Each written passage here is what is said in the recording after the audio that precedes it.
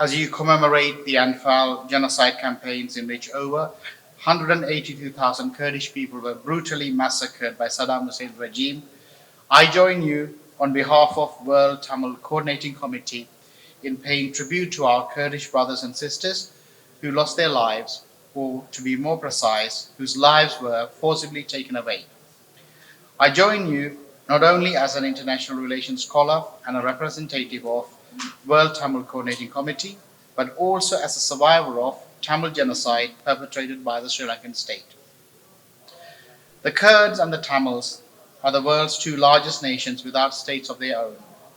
Your struggle for self-determination and sovereignty in Kurdistan has been almost as long as our struggle for self-determination in the Tamil homeland, Tamil Eelam.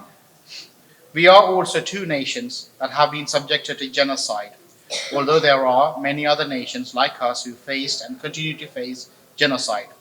We are also two nations that face an arduous journey in our efforts to achieve justice. And once again, we are not alone. Perhaps it is no coincidence that we both face genocide around the same months.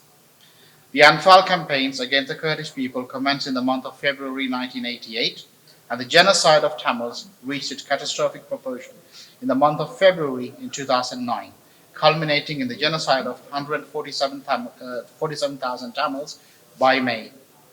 We the Tamils and you the Kurds made our homes in two different corners of the world. Yet the motive for the genocide of the Kurds and the motive for the genocide of the Tamils are the same. The perpetrators were different. The victims were different. Yet the objective of the perpetrators were rooted in a biopolitics that sought to create a specific order within Iraq and Sri Lanka, or specifically in Kurdistan and the Tamil homeland, Tamil Eelam, respectively. It was rooted in the biopolitics of transforming the populations of Iraq and Sri Lanka into a specific type of human species. At this point, you may be wondering, what is biopolitics? Biopolitics is a relatively new term in politics and international relations. Yet every state that exists today functions in a biopolitical mode. Every power complex that exists today functions in a biopolitical mode. On the one level, biopolitics deals with populations as a species that needs to be fostered, disciplined, and made to function in a productive way.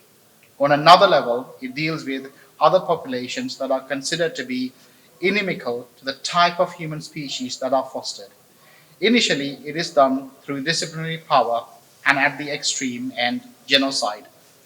That is why Michel Foucault, the French philosopher who first coined the term biopolitics, stated, if genocide is indeed the dream of powers, that is because power is exercised today in a biopolitical mode. That is, the human species must live according to a specific biopolitical order, and any categories of human species that pose a threat or are deemed to pose a threat to this order in this form of fostering populations become targets for elimination. Simply put, Saddam Hussein was not only a madman or a tyrant who simply relished on the massacres of the Kurdish people. As you all know, he and the Ba'athist party sought to create a specific Ba'athist biopolitical order in Iraq, and the Kurds were seen as being inimical to this biopolitical order, the biopolitics of Baathism. The Kurds are a distinct nation in the Middle East. You have a rich language, a rich culture, a long history, and this land, Kurdistan, where I stand today, is the historical homeland of the Kurdish people. It is these characteristics that made you seem a threat to the Ba'athist biopolitical order Saddam and the Ba'athist party tried to create in Iraq. But you did not face this fate alone. We the Tamils are also like you. Our historical homeland, Tamil Eelam, in the island of Sri Lanka, has been our home for thousands of years. Like the Kurdish people, we have a rich language and culture and a long history. And the predominantly singular Buddhist Sri Lankan state and other power complexes that collaborate to create a singular Buddhist biopolitical order saw and continue to see the Tamils as the threat to this order. At this point, I would like to share with you, as a survivor of Tamil genocide, some similarities between the genocide of Kurds in Iraq and Tamils in Sri Lanka. I have had the opportunity to read through some of the decrees issued by Saddam Hussein and other leading figures in his regime, before, during, and after Anfal campaigns. Some of these resemble, in many respects, the orders issued by the former Sri Lankan president Gotabaya Rajapaksa. For example, a top secret decree issued by Ali Hassan al-Majid on 6 March 1987 stated that the presence of people was completely prohibited in the Kurdish areas and that the armed forces must kill any human being or animal present within these areas. It was very clear that Saddam's regime believed that any Kurdish people whom it deemed to be a challenge to the Ba'athist biopolitical order it was trying to create must be eliminated, and on a mass scale. We the Tamils also faced a similar fate in 2009. The former Sri Lankan president Gotabaya Rajapaksa, who was then the defense secretary and the de facto defense minister, created so-called no-fire zones in the Vani region in northern Tamil and announced that Tamil people must move into these zones. Tamil villages, towns, hospitals, schools, temples, and refugee camps outside these so-called no-fire zones were then shelled and bombed. When asked by the media at one point, Gotabaya Rajapaksa said, "Nothing must exist outside the no-fire zones." You can see how the genociders think in a similar way. It was similar to the decree issued by Saddam's henchman Ali Hassan al-Majid. As thousands of Tamils who lived outside the so-called no-fire zones were massacred, many who thought they would be at least safe in the so-called no-fire zones moved into them. But were they safe in those no-fire zones? Of course not. The Sri Lankan government then bombed and shelled Tamil settlements in these so-called no-fire zones.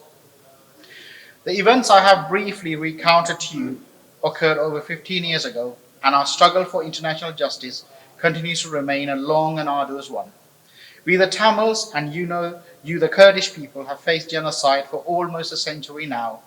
There was no justice done for the countless number of Kurdish and Tamil victims of genocide. It is not just the Anfal campaigns in which the Kurdish people were massacred en masse, nor is it only in 2009 Muliwaikal the Tamils were subjected to genocide. But Anfal in Kurdistan and Muliwaikal in Tamil remain two major instances of genocide in which the Kurdish people and the Tamil people were massacred on a mass scale.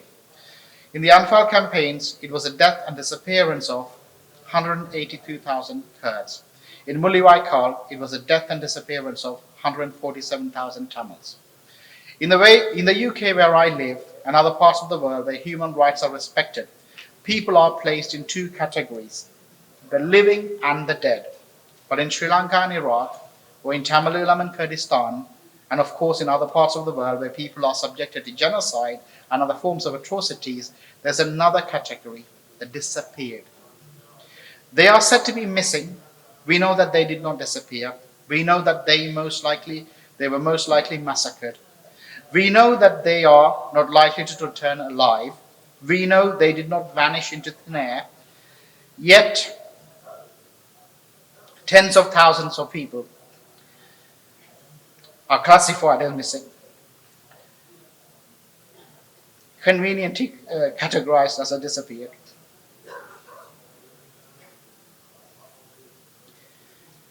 The international community said, never again. When over 6 million Jewish people were massacred by Hitler. But we, the Tamils and the Kurds, bear testimony to the very fact that our people, the Kurdish and Tamil people, have been subjected to genocide again and again. The international community is too weak and too slow when it comes to preventing genocide and punishing the perpetrators of genocide. That is why we face genocide, and that is why our path to justice remains an arduous one. The international community must show that it will stop genocide where early signs appear and swiftly punish the perpetrators. And for nations that have been subjected to genocide, the only way to prevent another genocide is to have in place strong national and international mechanisms to prevent them from recurring.